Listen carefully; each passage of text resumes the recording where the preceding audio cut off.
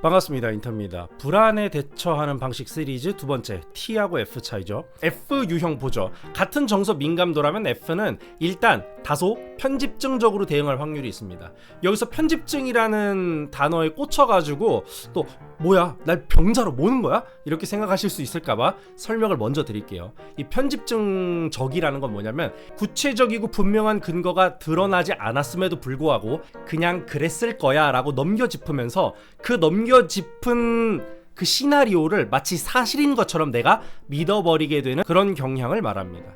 일단 T는 문제를 구체화하는 과정에서 좀 소거가 됩니다. 짜잘한 것들은. 근데 F는 불안 요소들을 구체화하게 될 가능성이 더 낮죠. 그러면 처음에는 똑같이 불안하게 느꼈을지라도 이 불안이 더 증폭되거나 더 오랫동안 유지될 가능성이 같은 정서 민감도와 기억과 경험을 가진 두 사람이 F하고 T라면 F 쪽이 조금 더 가능성이 높다는 거죠. 스스로 불안을 줄이기 위해서는 불안을 불러일으키는 요소를 차단하고 통제해야 되잖아요. 근데 F가 느끼는 불안 요소들은 대부분 느낌적이거나 직감적으로 판단하는 경우가 많거든요. 저 사람이 나 싫어하는 것 같아. 저 사람 나한테 기분이 상한 것 같아. 근데 막상 뭐라고 했길래 그렇게 걱정하는 거야? 이렇게 물어보잖아요. 그럼 별말 안 한 경우가 상당히 많습니다. 그리고 특히 사람과의 관계나 감정과 같이 뭔가 애매모호하거나 통제가 불가능한 요소에 대해서 불안을 느끼는 경우가 사실 더 많습니다. 여기서 핵심입니다. 애초에 F 선호인 사람이 불안을 느끼게 되어버리는 그 요인들이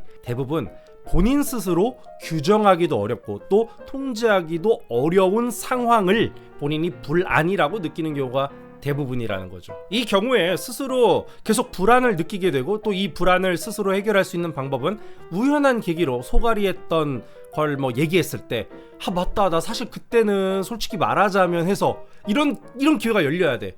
근데 상대가 나 전혀 그렇게 생각 안 했어, 그치 하면서 직접적인 위로를 얻을 수 있고요. 아니면 완벽하게 도어슬램을 통해서 상대방과의 관계를 완전히 끊어버림으로써 스트레스를 해소할 수 있거든요. 구조적으로 해결이 쉽지 않은 이러한 형태의 불안들은 쉽게 계속 올라오고요, 또 남아있어요. 그래서 이런 유사한 형태의 불안에 대해서 계속 의심하거나 불안해하게 되는 편집증적인 패턴이 T보다는 조금 더 나타날 수 있습니다. 근거가 불충분한데도 불구하고 걱정하고 불안해한다, 이 정도로 보시면 될 것 같습니다. 그리고 이러한 패턴은 FP에게는 약간 편집증적인 느낌을 좀 줄 수 있고요, FJ에게는 다소 도어슬램적으로 나타나기 좋습니다. 여러분 잘 아시잖아요. P는 정보를 계속 인식하느라 쉽게 결론을 짓지 않거든요. 결론을 짓더라도 이게 쉽게 번복되죠. 그래서 무형의 애매모호한 어떤 느낌적인 이러한 요소들인데 동시에 내가 통제는 불가능한 불안과 걱정에 대해서는 끝없이 계속 고민하고 또 걱정했다가 또 잠깐 주의가 흐트러지면은 스트레스가 좀 풀렸다가 다시 또 걱정했다가 이게 왔다 갔다 해요. 근데 FJ의 경우는 내가 빨리 결정을 짓고 다시는 돌아보기 싫은 거야. 그러니까 상대의 감정이 부정적일까봐 내가 걱정이 되는데 막상 상대가 분명하게 나한테 따지지도 않았고 겉으로 볼 때 굉장히 나이스한데 속으로는 하도영같이 아니야? 뭐 약간 이렇게 의심이 된다. 나는 걱정만 된다. 이럴 때는 속으로 결정을 내립니다. 야, 저 새끼 나 싫어해. 아니야, 100%야. 쟤 지금 개킹 받았어. 그럼 옆에서 그러겠죠. 아니야, 야 뭐가 그냥 나 같아도 그냥 넘어갈 수 있는데. 아니, 티 내겠냐 너라면? 이제 이런 식인 거죠.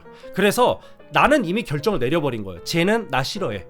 쟤는 삔또 나갔어. 그리고 내가 이 결정을 번복하면 안 되잖아요. 그럼 결정을 내린 게 의미가 없어지니까. 그래서 그 사람과의 관계를 부정적인 상태로 끝내버립니다. 정말 우연한 계기가 아니라면 그냥 본인이 내린 그 결론을 일방적으로 일단 믿게 되면서 도어슬램적인 스타일이 나타날 수가 있는 거죠. 같은 정서 민감도라면 NF가 SF보다는 불안감도가 약간 더 높을 가능성은 있어요. 그리고 더 외로움도 잘 탈 가능성도 크다고 봅니다. N은 더 개방적이고 상상적이잖아요. 그리고 F는 더 모호하고 느낌적인 요소들을 판단 근거로 삼는단 말이에요. 그럼 NF 유형은 기본적으로 어떤 불안이 생기면 그 불안에 대해서 SF보다 더 많은 상상과 더 많은 추측을 합니다. 이 과정에서 나도 모르게 나만의 주관적인 가치관이 흘러들어가겠죠. 이런 고민이 길어질수록 어느 순간부터 세상에 존재하지 않은 것을 마치 이미 발생한 것처럼 간주하면서 스스로 걱정을 생산하고 스스로 불안에 빠져버리는 상황을 상상하는 이 과정을 SF보다는 NF 선호가 더 자주 하게 되겠죠.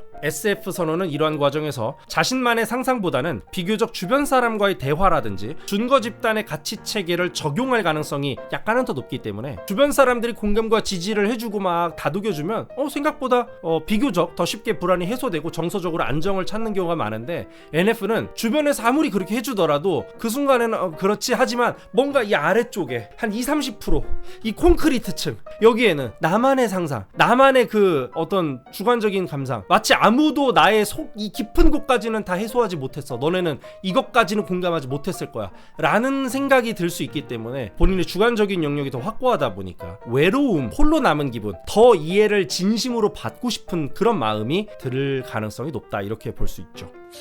오늘은 T와 F의 차이가 불안이라는 상태와 마주쳤을 때 어떤 패턴을 보일 확률이 더 높은지를 얘기해봤어요. 이 영상을 처음부터 끝까지 보셨다면 여러분들이 불안과 걱정을 잘 다스릴 수 있게 스스로를 돌아볼 수 있는 좋은 기회를 얻을 수 있었을 겁니다.